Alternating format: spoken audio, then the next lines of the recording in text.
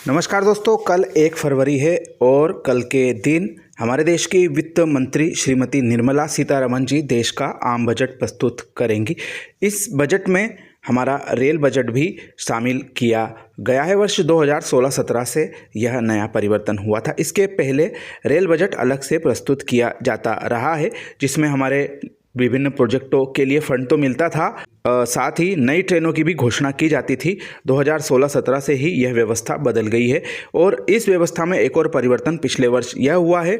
पहले रेल मंत्रालय ही विभिन्न जोनों से प्राप्त सुझावों के आधार पर बजट आवंटन अब विभिन्न प्रोजेक्टों को करता था, लेकिन पिछले साल से यह परिपाटी बदल गई है।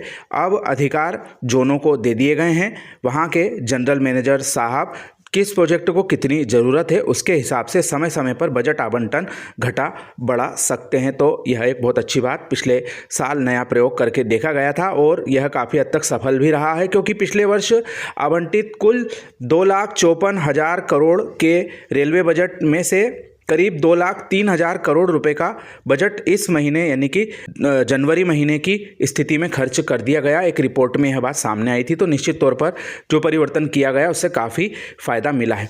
हम बात करते हैं मध्य प्रदेश राज्य के लिए कुल मिलाकर 14,700 करोड़ रुपए विभिन्न परियोजनाओं के लिए आवंटित हुए थे। कुल 31 बड़े प्रोजेक्ट यहाँ पर विभिन्न नई लाइनों, दोहरीकरण और विभिन्न कार्यों के चल रहे हैं। इन सब के अलावा स्टेशन रिडेवलपमेंट आदि के कार्य भी यहाँ पर चल रहे हैं और अमृत योजना में छोटे स्टेशनों को भी सुंदर स्वरूप दिया जा रहा है। वहीं रेलवे परियोजनाओं की बात करें तो दूरस्थ इलाकों की रेलवे कनेक्टिविटी की कई परियोजना 20-25 साल से भी पुरानी हैं और वह अभी तक लंबी चल रही है, लेकिन पिछले एक दशक में स्थितियां बदली है। बजट आवंटन में भारी परिवर्तन हमको देखने को मिला है, जिसका परिणाम है कि जो परियोजना बिल्कुल धीमी रफ्तार से चल रही थी वह पूरा होने की ओर अग्रसर हो चुकी है। सबसे पहले चर्चा करते हैं इसमें हमारी ललितपुर सीधी सिंगरौली रेलवे लाइन। 1997 में यह लाइन मंजूर हुई थी और करीब 541 किलोमीटर की रेलवे लाइन थी। इसका एक बड़े हिस्से में कार्य चल रहा है और उम्मीद जताई जा रही है वर्ष 2027-28 में यह कार्य पूरा कर लिया जाएगा। इसके अलावा रामगंज मंडी भोपाल रेलवे लाइन वर्ष 2002 में मंजूर हुई थी और इसका केवल एक लगभग 80-90 किलोमीटर का इलाका है वह बचा हुआ है। यह भी वर्ष 2026-27 में पूरी की जा सकती है और एक बड़े हिस्से में इसी वर्ष इस पूरे परियोजना में रेल दौड़ने लगेगी। इसके अलावा पुरानी परियोजनाओं की बात करें तो हमारी दाहोद इंदौर रेल परियोजना है और छोटा उदयपुर धार रेल परियोजना है। यह एक बड़े आदिवासी अंचल जो कि पिछड़ा हुआ इलाका माना जाता था, उसमें ट्रेन की कनेक्टिविटी देने के उद्देश्य से बहुत पहले सोची गई थी। परियोजनाओं को स्वीकृति 2008 में मिली थी, लेकिन इनका कार्य 2012 के आसपास तेज हुआ था, परंतु कार्य में अब रफ्तार मिल चुकी है और इनमें से बहुत सारे प्रोजेक्टों में आधे से ज़्यादा काम पूरा हो गया, लेकिन सफ़र अभी भी लंबा है। इन प्रोजेक्टों को पूरा करने में 3-4 वर्ष से अधिक का समय लग सकता है। इसी के अतिरिक्त जो नई परियोजना एक मंजूर हुई थी हाल ही के दशक में, वह है हमारी इंदौर जबलपुर नई रेल लाइन। इसके पहले हिस्से में इंदौर से बुधनी के बीच में कार्य बहुत अच्छा चल रहा है, लेकिन इस परियोजना का भी लक्ष्य करीब 4-5 साल आगे का दिया गया है, क्योंकि इसमें अभी कई बड़े कार्य होना, जैसे कि बड़ी सुरंगें भी बनाई जानी हैं। इसके अलावा महू सनावद खंडवा अकोला आमान परिवर्तन बहुत ही महत्वपूर्ण परियोजना है। पश्चिम भारत को दक्षिण भारत से जोड़ने वाला मीटर गेज के समय का बहुत अच्छा और छोटा रास्ता हुआ करता था। आमान परिवर्तन की पेचीदगियों के कारण इस परियोजना का जो रूट है वह 2 बार डाइवर्ट करना पड़ा है, लेकिन अच्छी बात यह है कि इस परियोजना के सभी सेक्शनों में कार्य हमको 2026 में देखने को मिलेगा और उम्मीद कर सकते हैं आगामी 3-4 वर्षों के अंदर यह सभी कार्य पूरे हो जाएंगे। निश्चित तौर पर यह एक बहुत ही महत्वपूर्ण प्रोजेक्ट है। इन सभी के बीच वर्ष 2024 में हमारी इंदौर मनमाड़ रेलवे लाइन को स्वीकृति मिली थी। करीब 18,000 करोड़ से अधिक की यह परियोजना हो चुकी थी और इसको मंजूरी दी गई है, लेकिन साल भर बीतने के पश्चात भी इसका कार्य धरातल पर शुरू नहीं हो पाया। पिछले वर्ष 254 करोड़ का नॉमिनल बजट इस परियोजना को दिया गया था, जिसमें से अधिकतर बजट भूमि अधिग्रहण के कार्यों में ही खर्च होना है, क्योंकि अभी जमीन अधिग्रहण में विभिन्न जगहों पर पेचीदगियां देखने को मिल रही। उम्मीद कर सकते हैं 2026 में इस परियोजना के गतिरोध दूर होंगे और इस परियोजना के लिए अच्छा बजट आवंटित होगा, जो कि करीब 3-4 हज़ार करोड़ से कम नहीं होना चाहिए। इस परियोजना का लक्ष्य 2029 रेल मंत्री जी के द्वारा बताया गया था, लेकिन 1 साल केवल जमीन अधिग्रहण के मामलों में ही गुजार दिया गया। देखते हैं कि इस परियोजना के बारे में भविष्य में क्या नज़र आता है। इन सब के अलावा जो नई लाइन परियोजना, एक और छोटी सी परियोजना है हमारी नीमच से बड़ी सादड़ी रेलवे लाइन परियोजना। मेवाड़ और मालवा के बीच में अच्छी कनेक्टिविटी देने के उद्देश्य से यह परियोजना 2018 के आसपास में स्वीकृत हुई थी और इस परियोजना का एक बड़ा हिस्सा जो है बन चुका है और उम्मीद कर सकते हैं वर्ष 2026-27 में इस परियोजना में हमें ट्रेन चलते हुए देखने को मिल जाएगी। नई लाइन परियोजनाओं में यही प्रमुख हमारी रेलवे परियोजना है, मध्य प्रदेश राज्य में चल रही हैं, जिन पर की कार्य चल रहा है। बहुत सारी इनमें चुनौतियां भी समय समय पर देखने को मिली हैं। और दोहरीकरण तीसरी लाइन परियोजनाओं की बात करें तो बीना से इटारसी सेक्शन का हाल ही में चौथी लाइन के लिए सेक्शन बनाने हेतु सिलेक्शन हुआ है और उम्मीद कर सकते हैं कि इस परियोजना को भी जल्दी ही जो बजट है इस वर्ष प्राप्त होगा और इसका भी कार्य हमको धरातल पर देखने को मिलेगा। इन सबके साथ साथ हमारी जो बीना से लगा के कटनी तीसरी लाइन बनाने का कार्य है वह महत्वपूर्ण स्टेज पर चल रहा है, उसमें भी बजट का आवंटन हो सकता है। कटनी ग्रेड सेपरेटर महत्वपूर्ण परियोजना है और इसका भी इस वर्ष यानी कि 2027 में पूरा होने की उम्मीद जताई जा रही है। इसके लिए भी प्रमुख तौर पर बजट आवंटन हो सकता है। हमारे गुना जंक्शन और रुठियाई जंक्शन पर बाईपास का निर्माण हो रहा है, इसके साथ साथ नागदा जंक्शन पर भी बाईपास का निर्माण कार्य किया जाना है।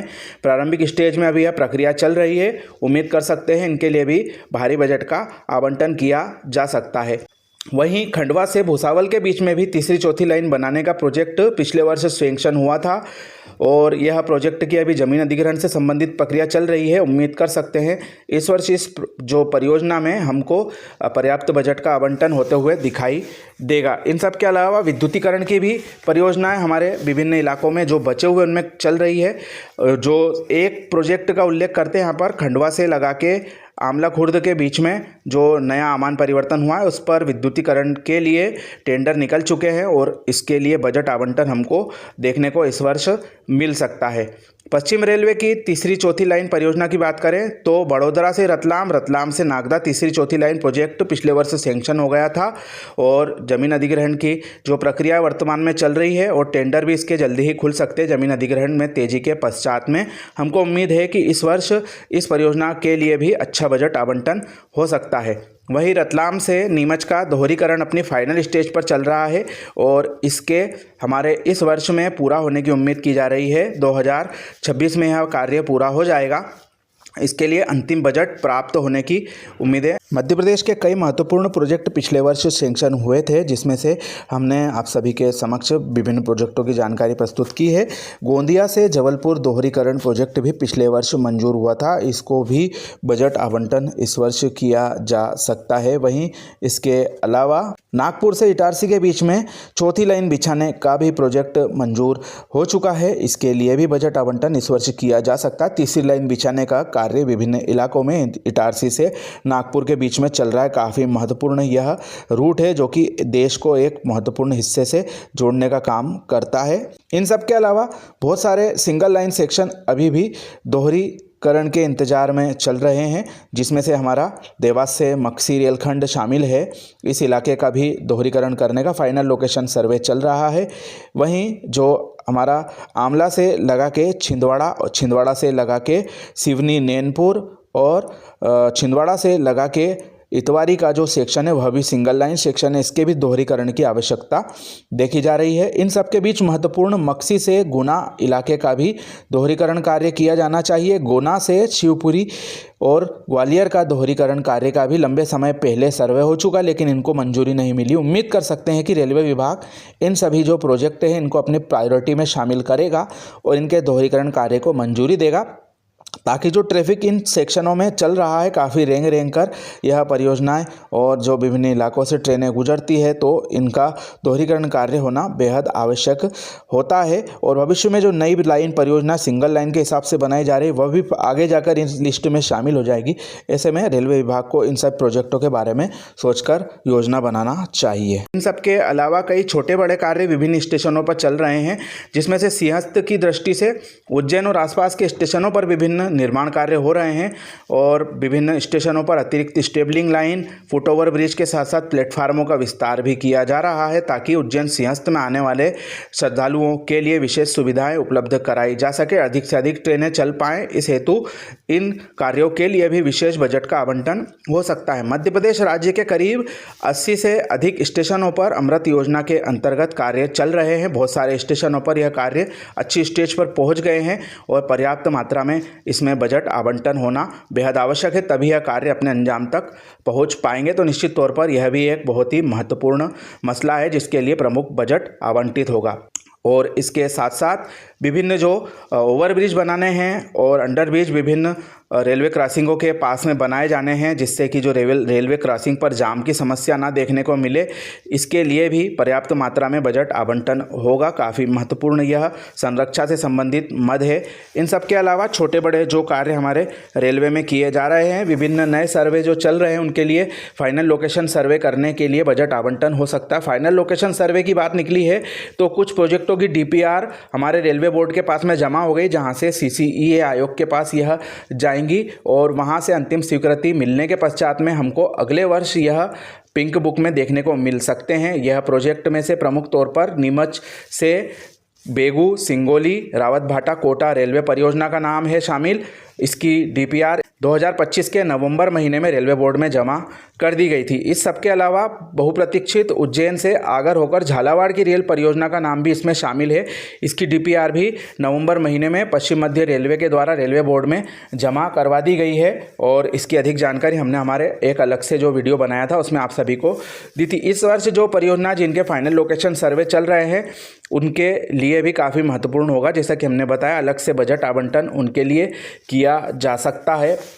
और भी कई नए प्रोजेक्ट हमको जो पिंक बुक प्रकाशित होगी राज्यसभा के द्वारा वित्त अनुमोदन पास करने के पश्चात में, उसके बाद ही पिंक बुकों का प्रकाशन विभिन्न रेलवे जोन करते हैं, तो उसमें करीब 3-4 महीने का अतिरिक्त समय लग जाता है क्योंकि यह एक लंबी प्रक्रिया है। जो हमारा संसद के दोनों सदन हैं उनमें बहस होती है, विभिन्न विभागों के जो बजट है उस पर विभिन्न सांसद वगैरह अपने विचार प्रस्तुत करते हैं और कई बार यह जो समय काफ़ी लंबा लग जाता। पिछली बार फरवरी में बजट आने के पश्चात जून महीने में इसका जो अनुमोदन है वह प्राप्त हो पाया था, तो ऐसा इस वर्ष ना हो। इस बारे में वित्त मंत्रालय को प्रयास करने चाहिए ताकि जो परियोजनाएं हैं उन पर समय से बजट आवंटन हो जाए। तो दोस्तों, मध्य प्रदेश राज्य में कई सारे हमारे जो विभिन्न मंडल और जोन कार्यरत हैं उन सभी के लिए अलग अलग विभिन्न परियोजनाएं चल रही हैं जिनके बारे में हम समय समय पर आप सभी को जानकारी देते आए। इनमें से बहुत सारे प्रोजेक्ट हमारी नज़र से छूट गए हैं, उम्मीद कर सकते हैं उन सभी के लिए भी पर्याप्त मात्रा में बजट आवंटन हो जाएगा। ऐसे किसी प्रोजेक्ट के बारे में आप जानकारी जानना चाहते हैं तो हमें कमेंट के माध्यम से उल्लेख कर सकते हैं। वीडियो अपने मित्रों के साथ शेयर करना ना भूलें। आप सभी का धन्यवाद।